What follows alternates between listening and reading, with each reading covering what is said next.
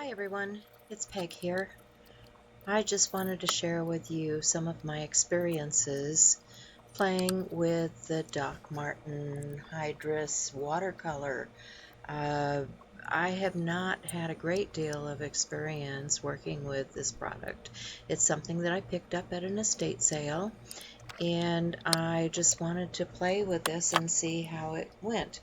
Now, I've been watching a lot of different videos on people and how to work with watercolor, and as you all know, I am not schooled in a lot of these techniques other than what I pick up here and there. I am a self-taught artist, and I just like learning by experience. So that's what I'm sharing with you, is my experience working with these products. I am working on 140-pound Strathmore watercolor paper. It was a parent sheet that I tore into pieces. This one is approximately 7 by 10-inch piece of the parent sheet. And what I did first was to wet down the paper, both the back and the front, so that it would not curl.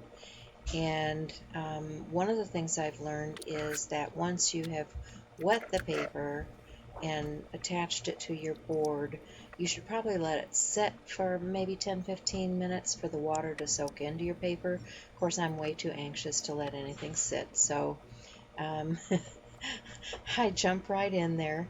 And the other thing that I've learned is once it has been sitting and soaking for a while, you may want to take some paper towel and mop any excess water from the surface that you're going to start your painting with. Now, I created a sky using the orange and yellow and blue, and played with that with water and with my brush, trying to create the effect of the sun creeping over the horizon and the clouds floating in the air. And then, of course, I started laying in my ground masses with the brown and the green for the trees, and I want to layer that as if there's, the background that's furthest away, and then the rolling hills, and of course the trees that are further away are going to be smaller than those that are perspective-wise closer to you. I also wanted some water effects in the front, so that's why I have blue there in the front, as if there's a pond or a lake or stream. Um, you can create just about anything in your imagination here. I didn't have any kind of picture that I was working from. Some people like to have a picture or a sketch to start with. Well, I think that's a great idea. Maybe the next time I start one of these watercolor projects, I will start with a sketch, and then I can lay in my colors and ideas as I go. But like I said, this was just a play day for me. I wanted to see what kind of effects I could get just playing with these products. Now you see me, I'm stamping both the image into the background and the shadow effect on the foreground. And one of the things I'm finding is that this is a very liquid type of paint. So what you may want to do is get some tube watercolors to do this type of effect with. I may even have some of those. I just have to dig into my watercolor stash, because you know how we are. We have solid cakes, and we have Crayola, and we have pencil, and we have all those different types of things that we can use to create this with. But basically, what this particular video is about is working with the Doc Martin Hydrus, because like I said, I'd picked those up, hadn't really had an opportunity to play, and I wanted to see just how they react, how vibrant the color was, how they layer one on top of another, all the things that you're looking for, just experimenting I do this a lot. You'll notice from my videos that I just go for it. I play. And I think that that's how I learn the most, is just by putting it down. Whatever the media is, just putting it down on the paper and see what kind of results I can get. Now this stamp had a little cabin in it, and I thought, well, that would be a good thing to kind of preserve if I could get a sharp enough image. And I want to go in and paint the lights and the shadows, and so I've got a little fine brush, and I'm trying to do the detail work. And I know that it's too far away for you to see what I'm doing in there, and I apologize for that. But there again, you know, I wanted to experiment with doing more of that detail work on to the wet media. I find working with watercolor, it works best if I am on the wet paper.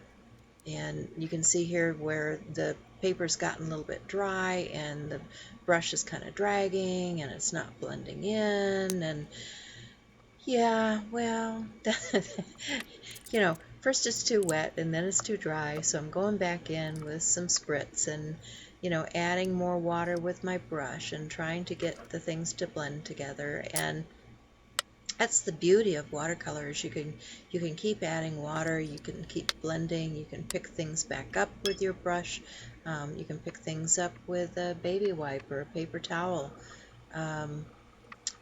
There I go again with the stamps, trying to get some semblance of a landscape in there.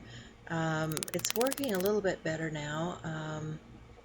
I want to mix, what I've done here is I've mixed some colors together because I didn't have anything that was kind of that brown green, or I think I used some Payne's Gray in with the greens, and just getting some different shades and colors going on.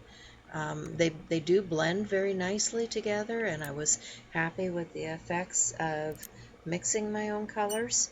You know, initially when I started at the top, I pretty much used the colors directly from the bottles, and then as I worked down the page, you know, when I got into the greens and the browns, I started doing a little more mixing to get something a little earthier, because the green I had was really a Kelly green and not what I was looking for those earth tones. And the browns I had a couple of different browns, but they weren't quite what I was looking for there either. This is the blue again, and I'm not sure exactly what that blue is. I'll have to look at the bottle so that I can tell you what that color is. Don't know if I have it handy. Let me check.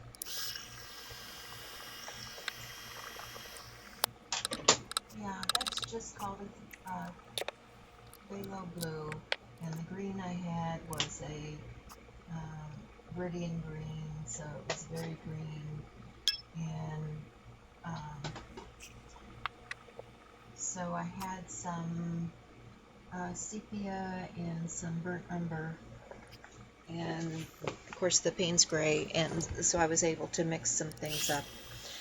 There I'm trying to stamp some geese into the sky and add some more landmass to the front, and I have some other stamps that are more like foliage that I'm adding to that hillside in the front. I have some other trees that I want to add in, just to add some trees to the foreground. So that's kind of where I'm headed with that. I have a lovely stamp saying that I want to put on there. It's a stamp from Penny Black, and it says, "A misty morning does not signify a cloudy day," and that's pretty much sums up how I was feeling about this particular piece.